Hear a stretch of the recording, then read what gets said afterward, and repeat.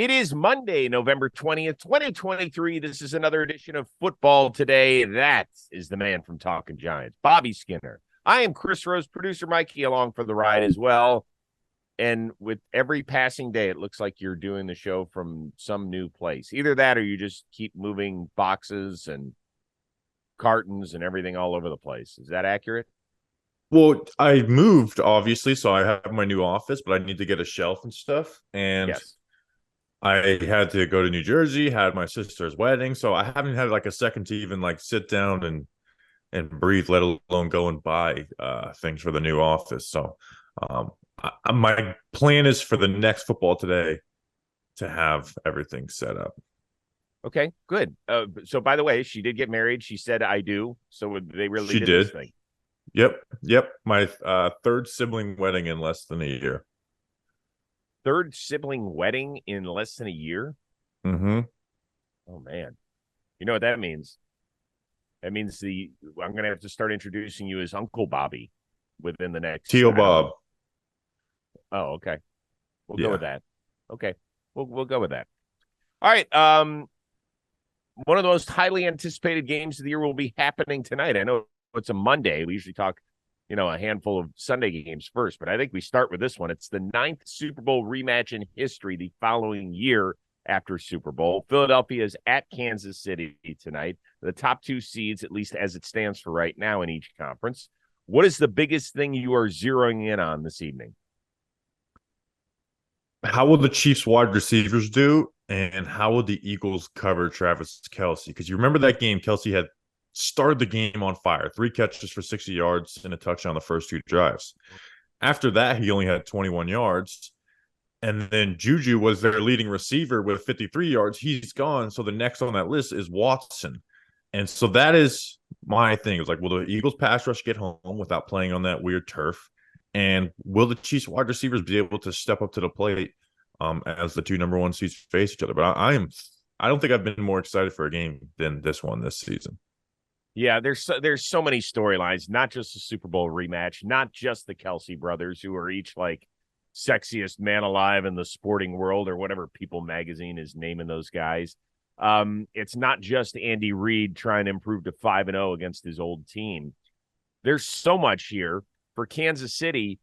Yes, they currently hold the 1 seed, but if they lose, they'll fall behind Baltimore. That's important because Kansas City has never played a road playoff game in the Patrick Mahomes era, with the exception of Super Bowl 55, where they were, I guess, technically playing in the Buccaneers Stadium, but really it's a neutral site and there were only 25,000 fans anyway. But the point is that Patrick Mahomes, all he does is play AFC title games at Arrowhead. So this could go a decent ways toward determining that. The thing, though, I want to see is how healthy is Jalen Hurts? How much did that bye help him? Because whether or not the Eagles want to admit it or not, or list him on the injury report or not, he did not look the same the last couple of weeks going into the bye. He's gimpy. He was wearing a knee brace occasionally. And without that explosiveness, without that next gear, he's just not the same player. So I want to see how much the rest helped him.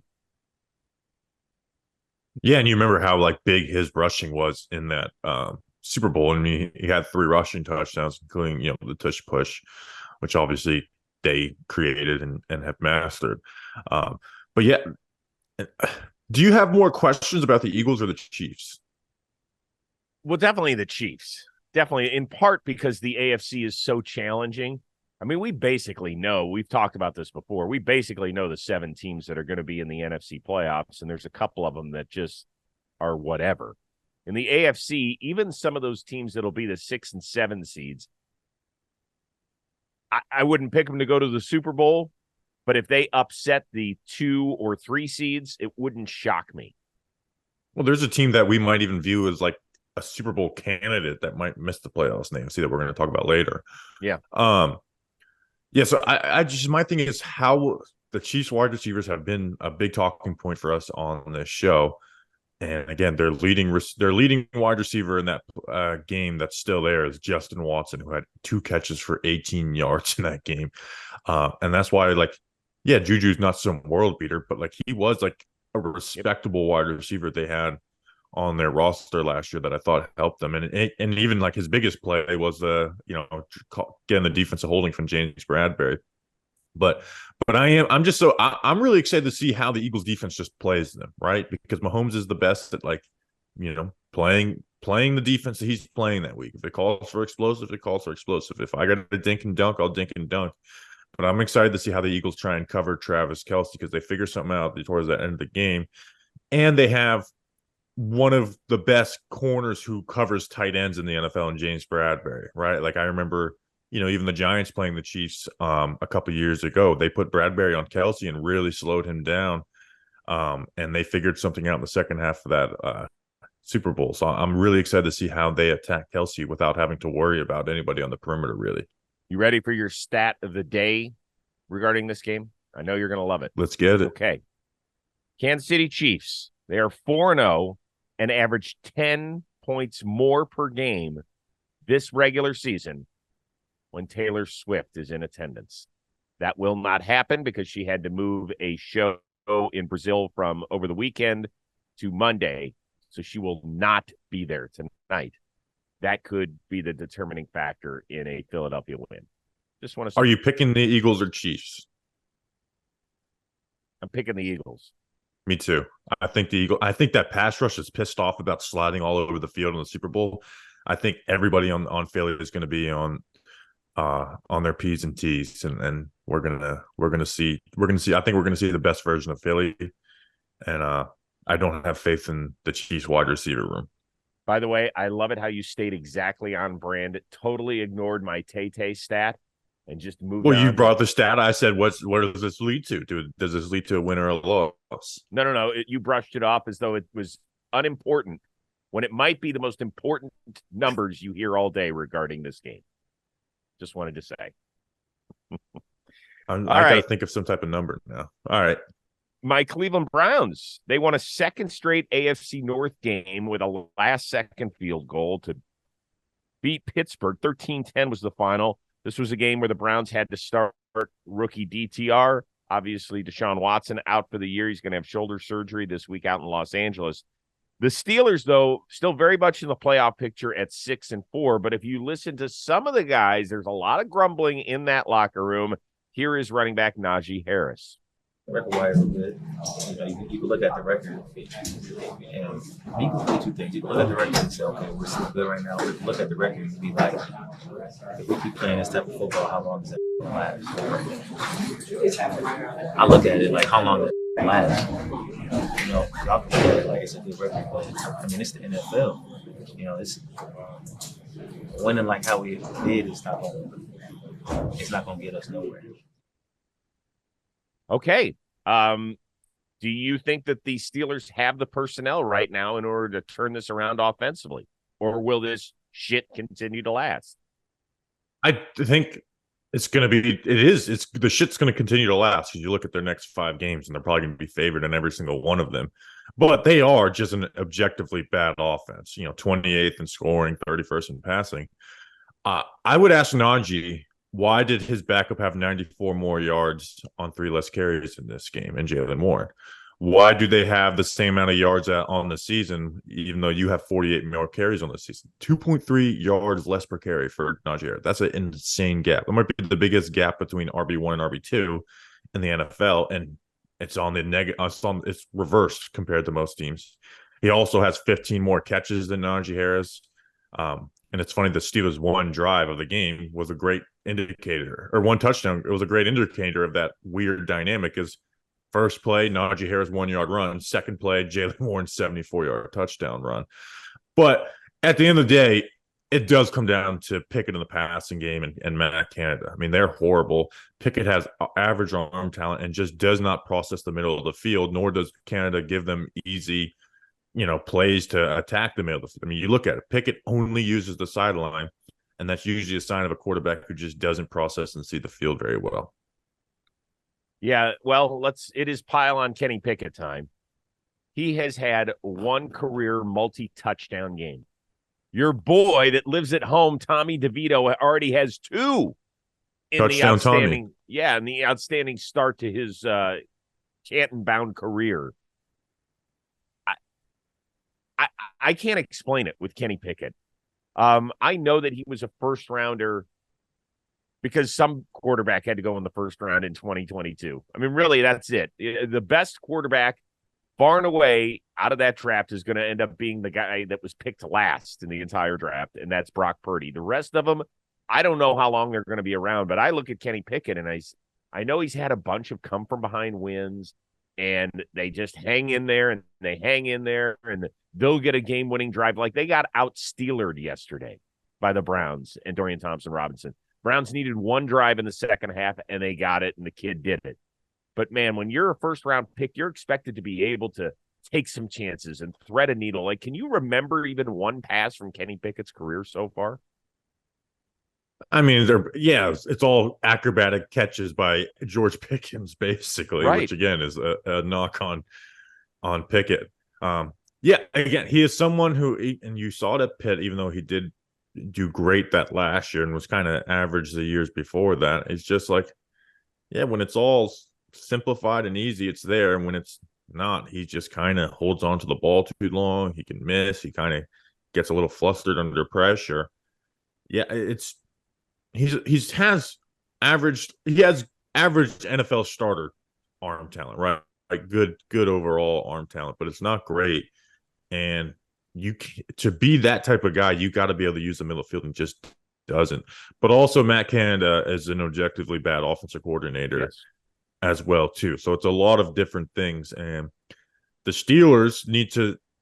If I'm Mike Tomlin, man, like you got to go off of what's been happening in the last 5 years. Like, you got to kind of start over offensively and change your identity offensively. Bring in somebody new. Don't just, upgrade your QB coach to the offensive coordinator, and go out and try and get a quarterback who can help you win games, because that defense is being wasted right now. Even though I am picking them to still make the playoffs, like, they're not a Super Bowl contender, but I feel like that with that defense, and they have enough offensive talent to at least be like a fringe contender if they had a quarterback. That's the thing, is that I think Steeler fans would take this season if it felt like a rebuilding on the fly type year.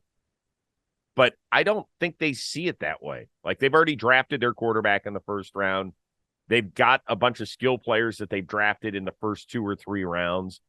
They're using a lot of draft capital on that offensive line in recent years. Like, it just feels like they should be better than they are, and they're not. Like, Kenny Pickett, I'm sorry, I hate to say this, I remember him for one thing, and that is a fake slide.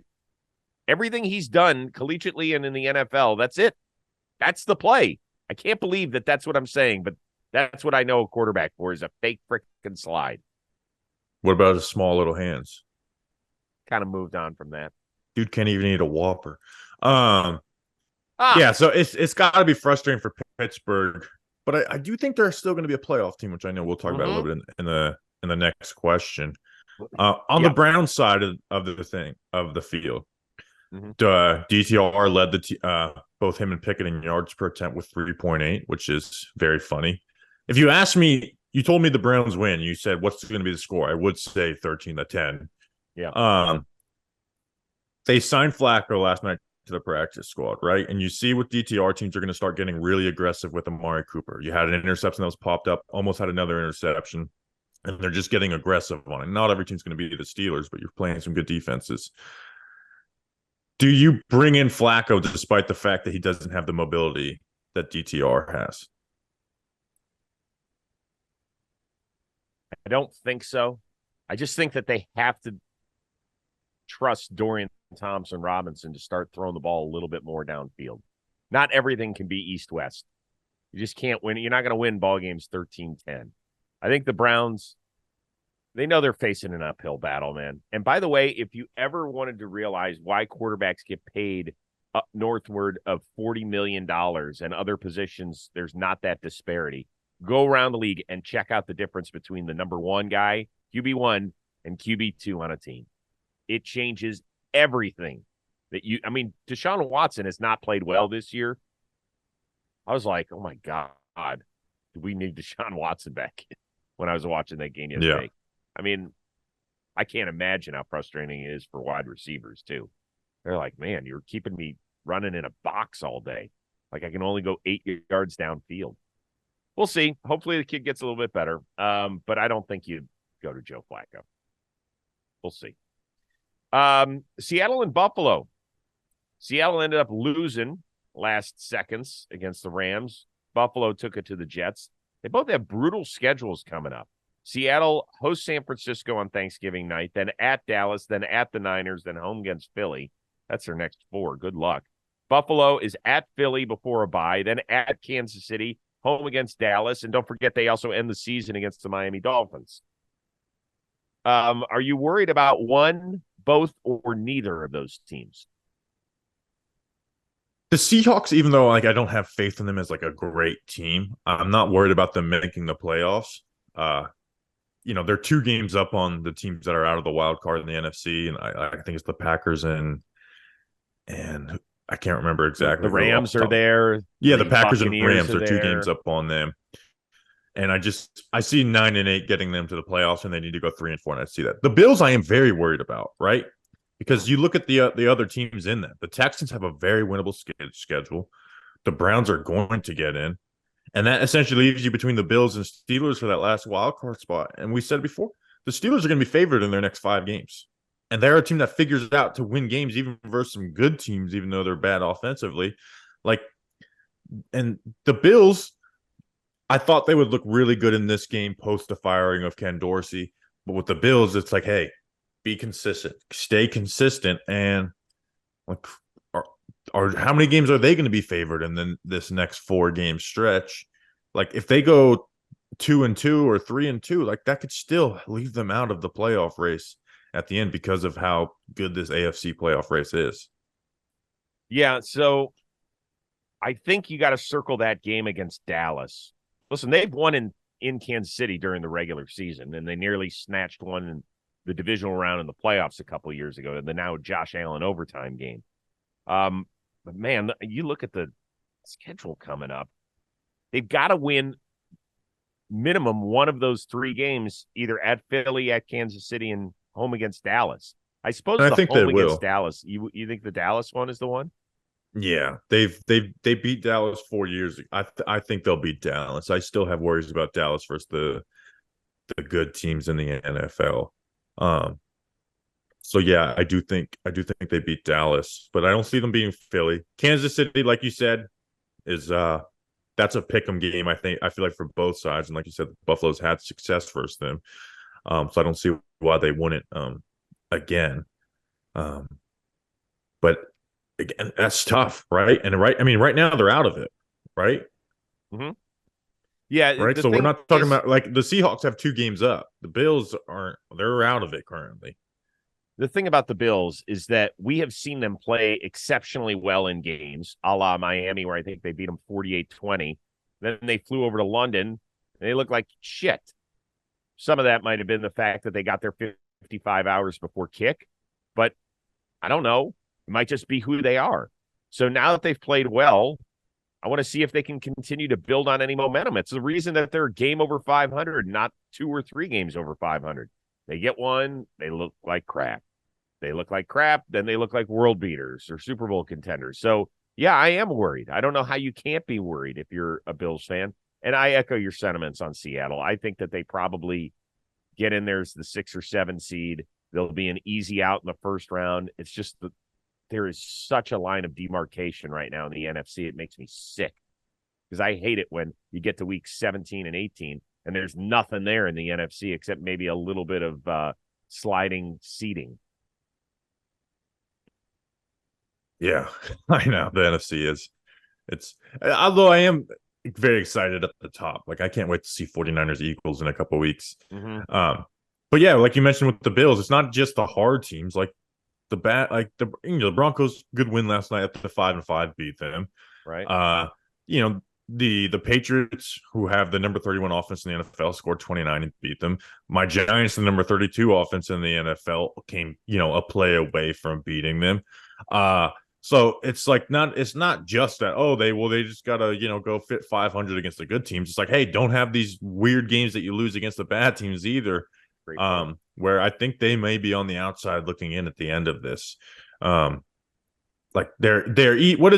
easiest game for the rest of the season is facing Justin Herbert, right? That's their easiest game for the rest of the season is facing Justin Herbert. That's a tough damn schedule when you're already out of the playoffs. Like if they were a game up, we'd still be having this conversation. And I really do think that defense, Matt Milano going down, is going to be like the difference of them making the playoffs and not this year. Like that the loss of that player, it gets so under notice, right? And Rasul Douglas coming in and replacing Tre'Davious White has helped a little bit. He's created turnovers, but not having Milano makes it really tough, especially against teams like the Eagles that they're going to play next week that are going to be very willing to run the ball on them and use the RPOs and stuff, which Milano was like amazing at stopping. And he was the reason why they beat the Dolphins, who they'll play at the end of the season too.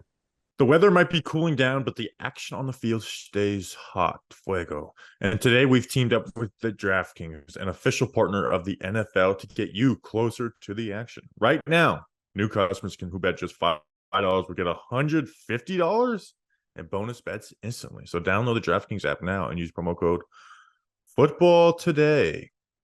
Fans of multiple teams and want to bet on them all? Combine multiple bets together for a shot at an even bigger payout.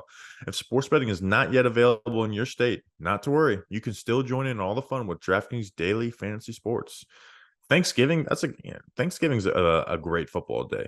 Also, Mike, are you part of they should make it different teams, or should we just always be Lions and Cowboys? I think they should just always be Lions and Cowboys. Agreed. Yeah. I like tradition. Download the DraftKings Sportsbook app now. New customers use promo code Football Today. Bet just $5 on any wager and get $150 in bonus bets instantly. That's promo code Football Today, only at DraftKings Sportsbook. All right, let's move on to, in my opinion, what could be a really interesting question. The Lions, they erased a 12-point deficit with about 3 and change to go and ended up beating Chicago. It was Justin Fields' first game back after missing a month because of that bad thumb. Some feel it also started a 7-game audition to prove once and for all that he is the dude under center moving forward in the Windy City. Do you feel that way? I don't know what to feel with Chicago because I have no faith in them making like sound, smart decisions. And Poles and Eberflus, like I think both those guys should be gone. Eberflus at a minimum, but I think if you fire the head coach, you should fire the GM too. And where I do think Fields is probably done, I don't think he's going to have a great end of the season. But he did play very well yesterday, right? But I don't even know if very well is going to be enough because I believe they're going to keep the GM and the head coach. And I think they're just going to look to draft a QB with that first pick that the Panthers will give them. So I think Fields would have to play like elite ball, not like, oh, this is like Fields is improving ball. Like no, this is elite football that Fields is doing for them to stick with him. But again, I have no faith in like the Bears making like decisions that 90% of other, GMs would make because they are very unpredictable in a bad way. My problem is I don't think we know how good Justin Fields is.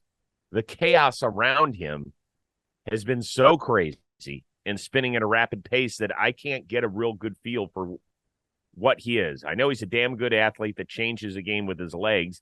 He threw a couple of lasers yesterday, right? The one to DJ Moore, the 39-yard touchdown, was a spectacular throw. And then he had Tyler Scott on that 3rd and 9 that could have sealed the game. And it looked like Scott stopped running downfield or kind of lost his way a little bit. I thought that was a pretty good throw if you're going to call that play. Great throw. Yeah, I mean, I thought he did it great. So did he do enough to beat the Lions? In my opinion, he did. He absolutely. So it's hard to sit there if you're a Bears fan and say, okay, maybe we've got the guy that certainly, if we put some more pieces around him, can be good enough because they're going to have 2 picks in the top 5 or 6 or however this shakes down. And by the way, if you end up having that number 1 pick and you don't want Caleb Williams, look at the haul that that they got from the Panthers for Bryce Young. Look at the haul they got for him. Caleb Williams is one of those guys. Trevor Lawrence, Andrew Luck, Joe Burrow, the guys that are definitely going 1. There are years when quarterbacks come out who were like, okay, we think we know who's going 1, but we're not entirely sure. Use last year as a perfect example. Imagine what teams would trade up to get. I mean, now, once again, you made the point, whether it's, the hierarchy they've got there right now or somebody else in charge of making those selections that you don't trust them 100%. But if you could get a ton of high-end first-rounders and put them around Justin Fields, you don't think that'd be enough to consistently win in the NFL? I do think so, but I think Matt Eberflus is just a horrible head coach, and I think he But you lost can that move on game. from him. But you're just here's where it's like it gets so muddy with the Bears. And you are like on the weirdest cycle ever, where you have a GM who didn't draft a quarterback, you have a GM who already fired the head coach that he hired, and that's where it gets so muddy for what the Bears do. And that's why I say that even if Justin Fields like if we're saying, hey, Justin Fields improved a good amount, right? He looks solid.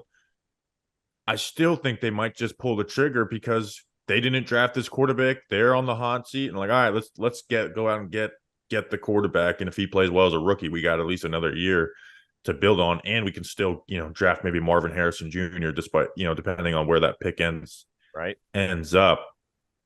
So it's like for the Bears, I feel like it's like Justin Fields has to play like elite ball. Like this is like the top quarterbacks in the NFL play at the end of year 3 for them to say that, because a lot of times when you're looking at, oh well, this was like you end up regretting building around the guy who looks good sometimes and other times not so much. I don't know, man. I think it's tempting to trade that pick. I know that Caleb Williams is super talented, but man, if he ends up in Chicago, what's to make you think that they're going to turn that around without enough talent? I don't know, man. And that's the crazy thing is, like, they traded the first pick last year. You get DJ Moore. You're getting possibly the number 1 pick in this draft. And then also, do they have a first out of next year's draft? Hold on, I'm looking that up. What is the other pick that they got? Well, they have their own. They got a late 2nd round pick too from last year's draft, which they drafted Tyreek Stevens, who got an interception yesterday. And then a second rounder in 2025. And you can get a bigger haul this year probably for that first pick. And yeah, so they'd be able to add some elite pieces, right? Because they probably wouldn't be dropping out of the top 5 anyways. You draft Marvin Harrison Jr., you can draft Olu Fashanu, even though they did draft Darnell Wright and Braxton Jones are playing well in the attack. Or, fill in the blank on stud player, Jared Verse, pass rusher out of FSU, whoever. Yeah, it absolutely is tempting, but just they're on this weird cycle where this GM didn't draft this quarterback, and you'd have to be making a 5th-year option decision this offseason. Be interesting.